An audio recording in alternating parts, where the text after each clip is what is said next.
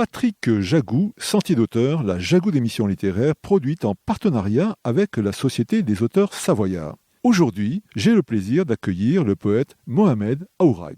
Mohamed Aourag, où êtes-vous né? Êtes-vous savoyard?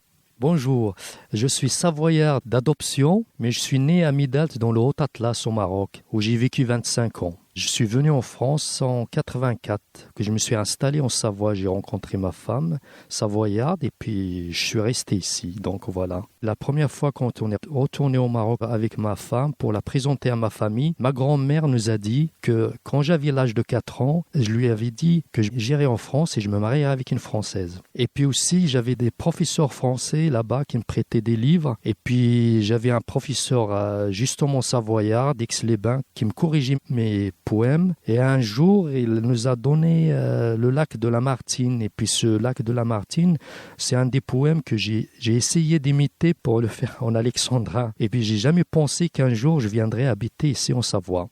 Mohamed Aourag, poète, à part écrire, que faites-vous dans la vie?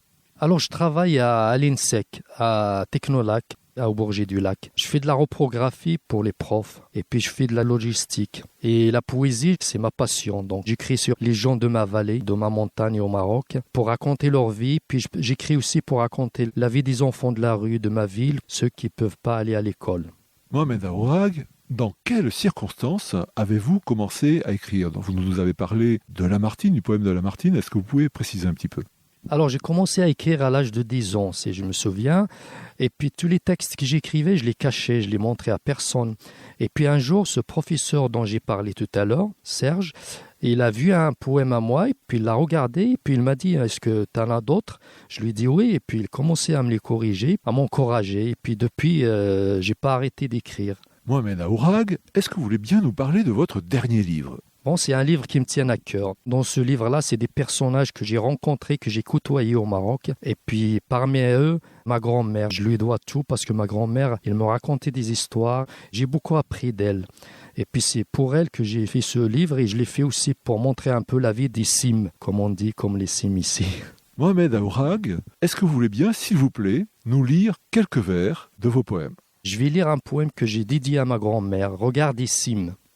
Donc je vais lire en français, en arabe, et je vais vous lire un extrait. Regarde cimes, terre des souffrances, âme humble et belle, éternellement rebelle, mémoire plombée, incarcérée, torturée. عيون الأعالي أراضي المحن روح المتواضعة وجميلة خالدة التمرد ذاكرة مرصصة معتقلة معذبة. Chers auditeurs, nous parlions aujourd'hui de l'ouvrage de Mohamed Aourag intitulé Cris du Maroc, publié aux éditions Gap. Mohamed Aourag, je vous remercie. Sentier d'auteur, c'est fini pour aujourd'hui. Arvi les amis, et à la semaine prochaine, si ça vous dit.